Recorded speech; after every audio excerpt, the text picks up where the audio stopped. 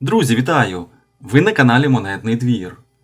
Гадаю, кожен з нумізматів України на початку року обов'язково ознайомлюється з планом Національного банку України по випуску монет на весь рік та визначається, які з них обов'язково потрібно придбати в свою колекцію. Для мене одна з таких бажаних монет є монета із, мабуть, найуспішнішої серії НБУ «Чорнобиль відродження». Цьогорічного зубра я хотів придбати за будь-що. І мені з цим пощастило. В день реалізації монет в інтернет-магазині НБУ я встиг купити обидва різновида в капсулі та сувенірному пакуванні. Тож хочу перед вами трохи похвалитися новинками. Скоріше підписуйтесь на канал, якщо ще не підписані, та давайте переходити до огляду монет із серії «Чорнобиль відродження. Зубр».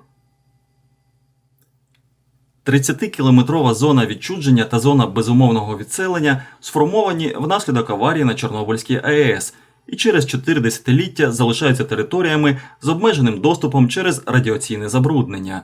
Утім, відсутність антропогенного впливу створила умови для природного відновлення екосистем.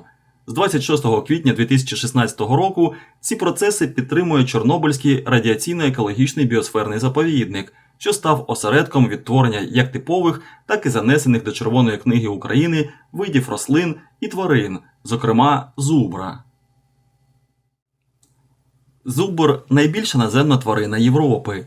Хоча зубр науковою мовою і називається бізон бонасус, його аж ніяк не слід ототожнювати з бізоном, адже його родич, бізон, трапляється виключно на американському континенті, де зубра немає. Довжина тіла дорослих особин сягає 3 метрів, висота в холці 2 метри, маса зазвичай перевищує 500 кг, а іноді досягає 800.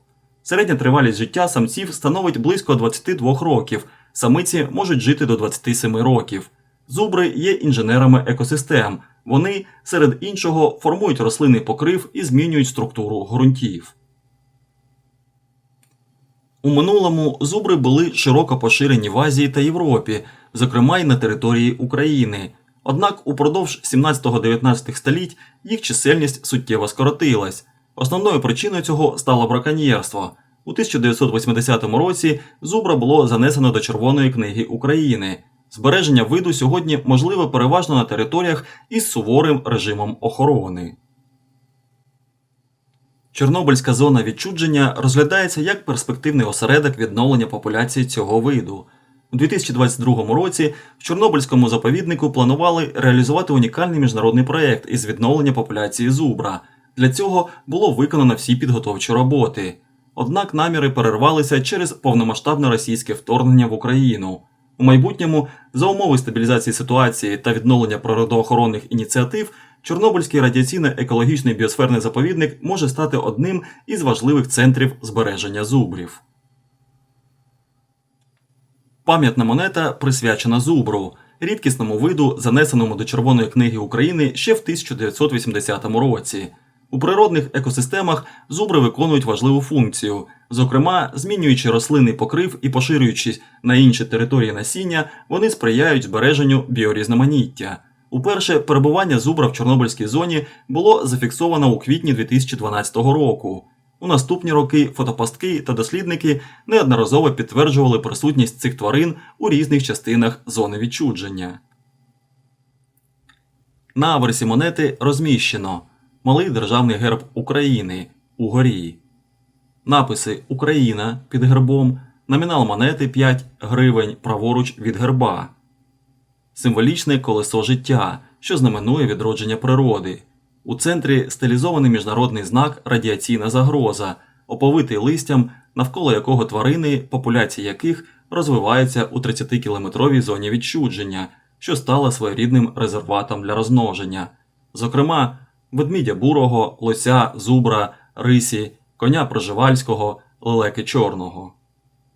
По колу на дзеркальному тлі написи «Чорнобильський радіаційно-екологічний біосферний заповідник» ліворуч та англійською мовою «Chernobyl Radiation and Ecological Biosphere Reserve». Логотип банкнотно-монетного двору Національного банку України угорі та рік карбування 2026 унизу. На реверсі монети на тлі пейзажу зображена зубра, кольоровий друк.